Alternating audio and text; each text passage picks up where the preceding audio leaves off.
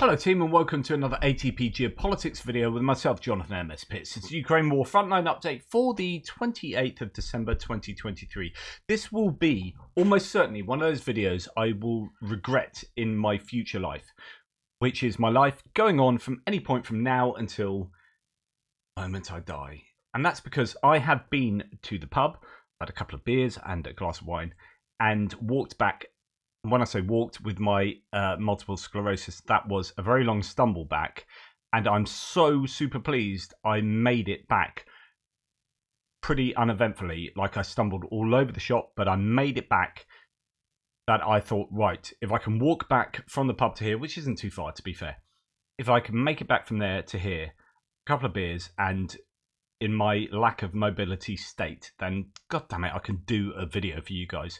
I can do my frontline update, because if I don't do it now, I don't know when I can do it. So it is literally 12 o'clock on the dot now, 0000. If I don't do it now, then the work I've done on the mapping and the work JR has done on the mapping will go to waste, and so therefore I really have to do it now. So sorry, not sorry. Let's go and look at the frontline update for today, the 29th now. It was the 28th, now the 29th. So the northeast sector, and I'm not going to refer to the Institute for the Study of War, and if you don't know what the lines on my map mean, you know, where have you been for the last however long? I'm not going to do the whole granular appraisal of what's going on, but this northeast sector, Kupiansk to Svatovo to Crimea, no changes to any of the mappers, and that is, I guess, good news for the Ukrainians. There has been such a lot of activity up in Kupiansk and Kupiansk area, actually Sinkivka more accurately. I've told you this a number of times today in various videos. My goodness, the Russians are losing a lot of equipment, and they're losing a lot of equipment in the Sinkivka area, and they keep doing the same thing over and over and expecting different results, but getting the same results. If you want to go and find that video footage, just put Sinkivka into, I guess, Telegram, but into Twitter, and look at, or X, and look at what you find under the latest category on Twitter. Put Sinkivka in. Look at the video footage, and it is a lot of stuff getting blown up. The Russians are losing a lot of equipment there, and it's not a good look. As I said earlier a number of times, there is this image or this video feed of a load of destroyed Russian equipment blown up by the side of a road in these fields, and then another column passing through just next to where previously they've been blown up, and then getting blown up next to the stuff that's already been blown up. And you're thinking, don't do the same thing. Or no, maybe I'm thinking do the same thing, because, you know, hey-ho, you're losing all your equipment. But the Russians are just doing the same thing, expecting a different result, and getting blown up again. And it's just, my goodness, ridiculous.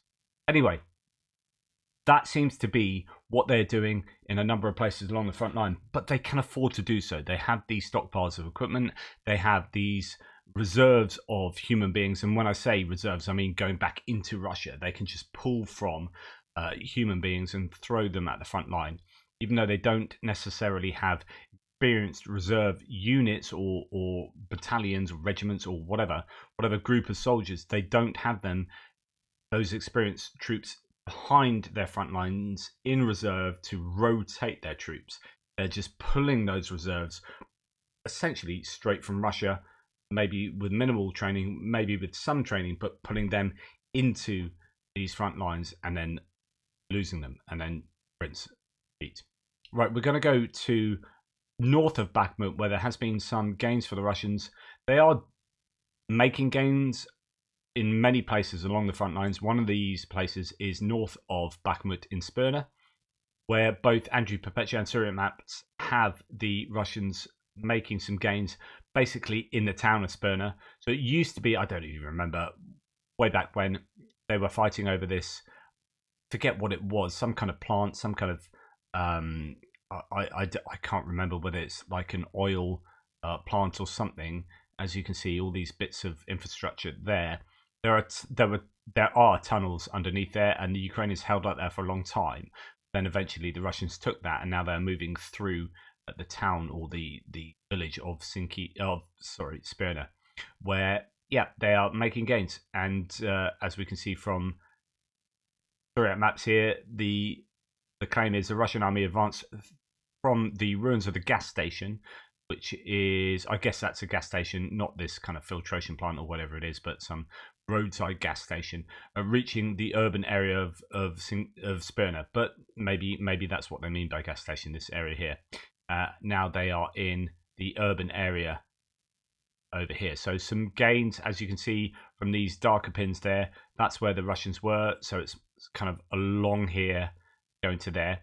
As according to Andrew Perpetua, some gains in similar areas, though not quite as forward as Suriyat maps, although in different places. Actually, Suriyat maps and Andrew Perpetua have their gains. So the gains for Andrew Perpetua appear to be more northerly than the north of the water feature there. Anyway, some differences there. Andrew Perpetua, I think yesterday, had this tree line being taken by the Russians. As we come further towards Bakhmut, some more gains for Suriyat maps in this area, basically northwest of Berestova, and an area that looks pretty much like that kind of shape. Russians taking some more ground there. Don't think that is that here? No, we're getting down into Bakhmut there, so not a tweet to correspond with that, unless we move on to the south and to Bakhmut. Thankfully for the Ukrainians, no changes to the mapping around the Klishchivka area, although when I was doing my live stream with Greg Terry earlier, and that's to talk about the charity drive that we are all, I say we are all, myself, Greg Terry and Darren Gerdes, but really it's the work of Greg Terry, as in on the ground, delivering that stuff. You guys raising money for drones, for medical equipment, and Greg Terry from the Greg Terry Experience delivering that to the frontline in Ukraine. So please support that. Go and check out the live I did earlier. Good idea there from Darren Gerdes. So anyway, I had a chap that has been dropping into a few of my lives recently saying, I am fighting, and I can't really verify this, to be perfectly honest, but he is saying that he's on the front lines around Klishchivka fighting there. Last week he was saying they had some successes around the lake area, which then, this is why I think, yeah, maybe it's pretty kosher, because actually that was followed by a couple of days later, Andrew Perpetua showing some gains for the Ukrainians around that lake area. But then today saying it was pretty terrible. He had lost a couple of men. The Russians were hitting them with artillery and then with phosphorus bombs and all sorts, and it's all pretty terrible. And he's saying really harsh things in terms of, I don't know, this essentially implying that could be the last thing he might ever sort of communicate, type, whatever. I can't really make any conclusions from that. I can't verify his claims as being true, but if what he was saying was true, then A, I really hope he's okay. That's the main thing. And B, the Ukrainians might be under a lot of pressure around this area of the front line, around this sort of Klishchivka railway area there.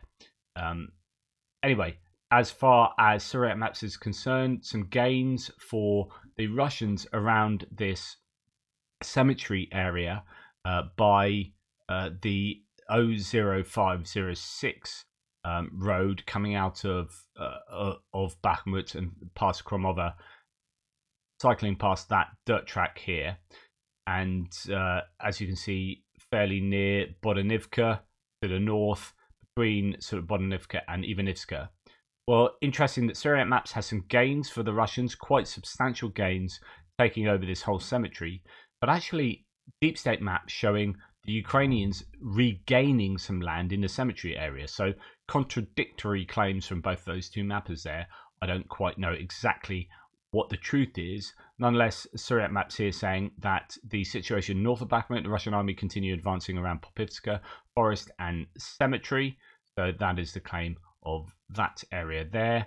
And then going on to talk about how the Russians are only now 2 kilometers from the first houses of Chasiv Yar as a result of this gain. Chasiv Yar is here.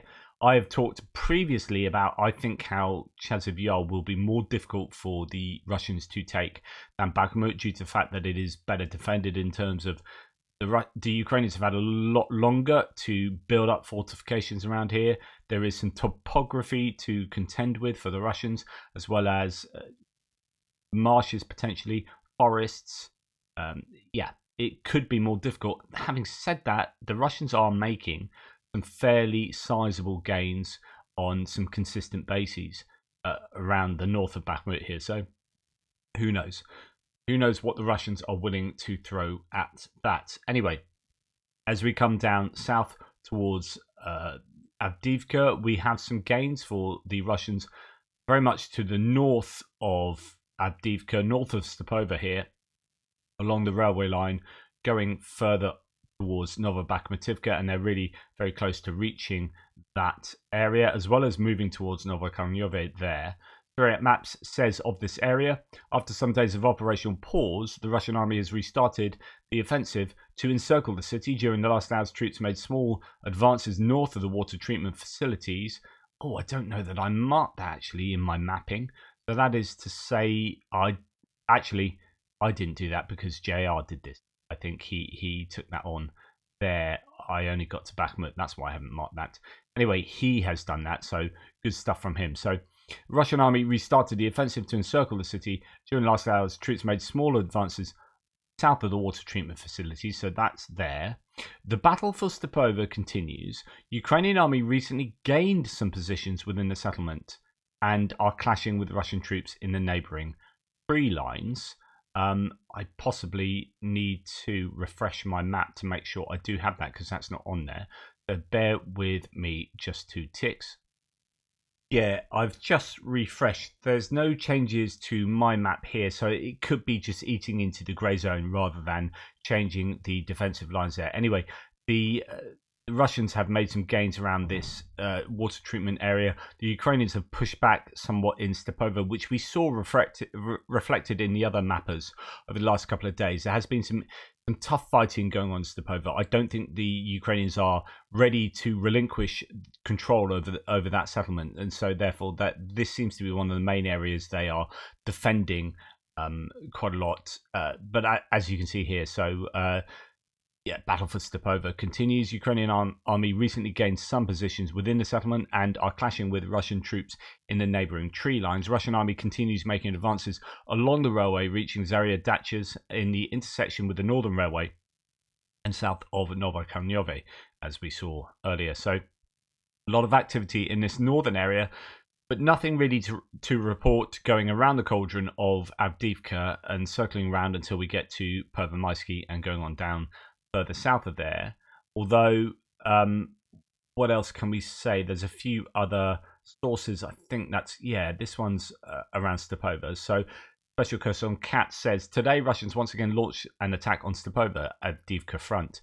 Deep State said regarding the attack, quote, today's attempt by the enemy to break through the steppe ended in another fiasco. In the morning, Russians entered the village with the forces of at least 10 BMPs, so infantry fighting vehicles, and several tanks. Now their boards are collecting the remains of their expletive for evacuation.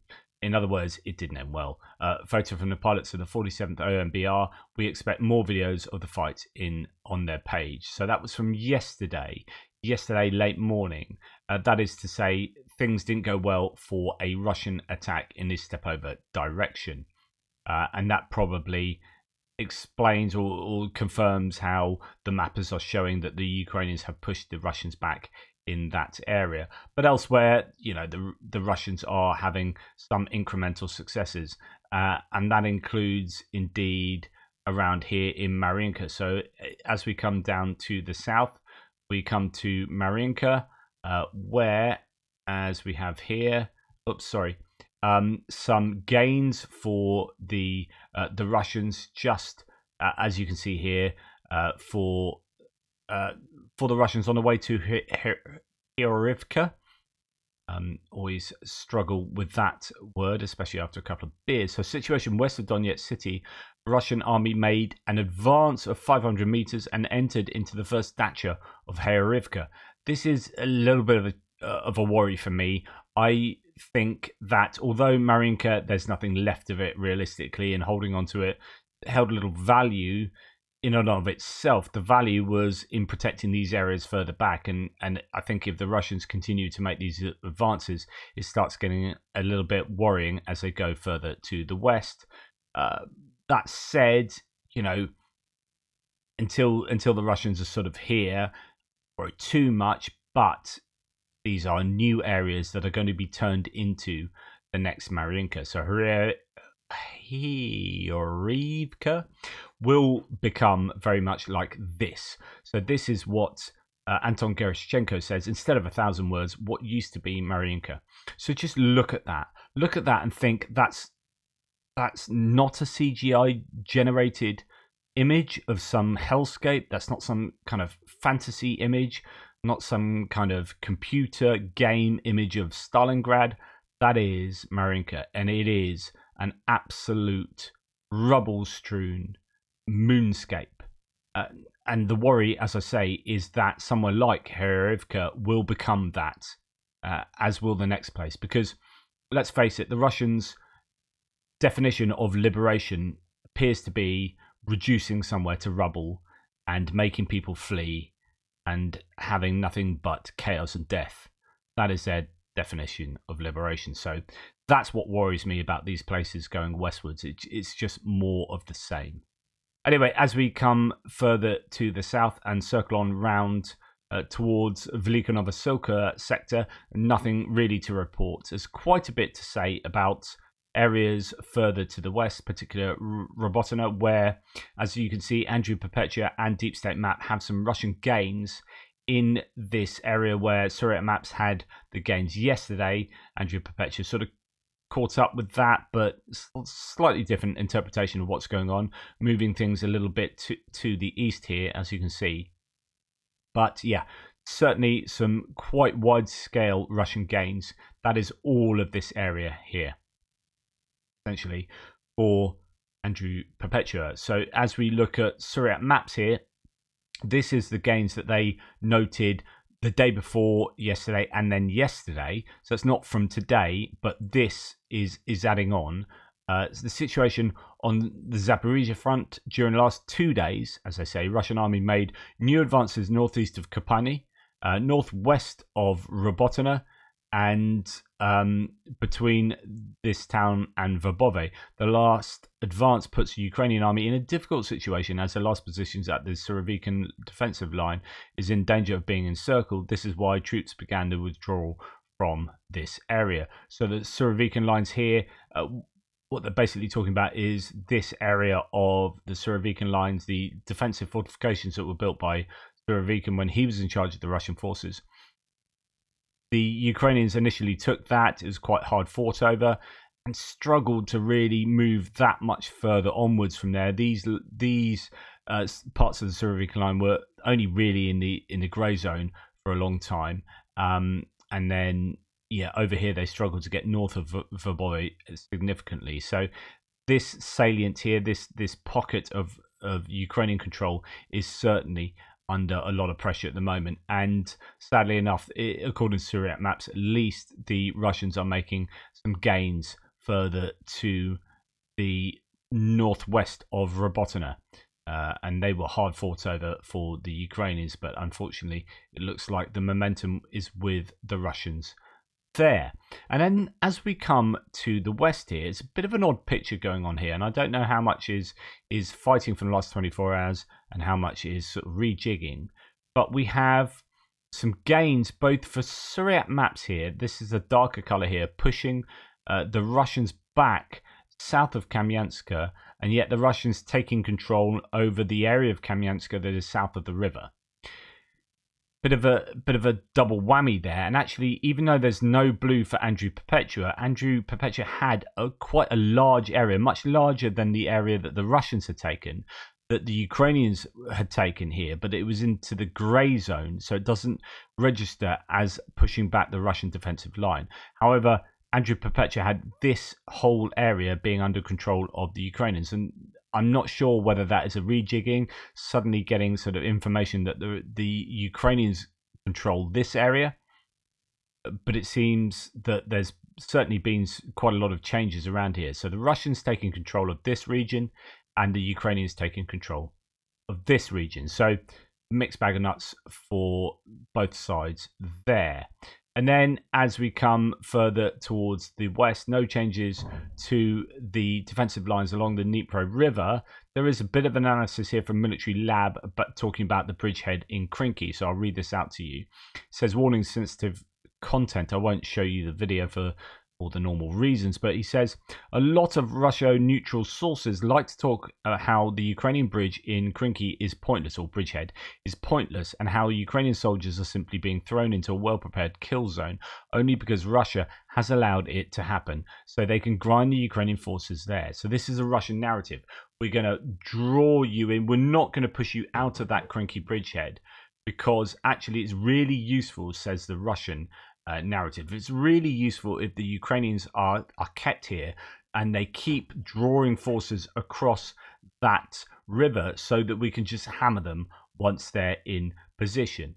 That's what they say. And of course, the Ukrainians are saying, no, the reason we're there is because actually we draw you in, we draw the Russians in from much further afield as they are worried about losing that bridgehead, and there are vast numbers of Russian troops that are being drawn into the Krynky area, and they and their equipment get attrited, not necessarily by the troops here. They're almost acting as a sort of bait for the Russians. It's almost sacrificial, which, you know, it's terrible, it's sad for those people, but actually from a much sort of greater zoomed out bird's eye view, what that does is it allows the Russians to be sucked in, and then Magyar and his birds, his drone operators, hammering the Russians there, as well as artillery, as well as, you know, gimlers and whatnot, absolutely knackering huge numbers of Russian pieces of equipment and troops in this whole area. And there is so much video footage to suggest that that is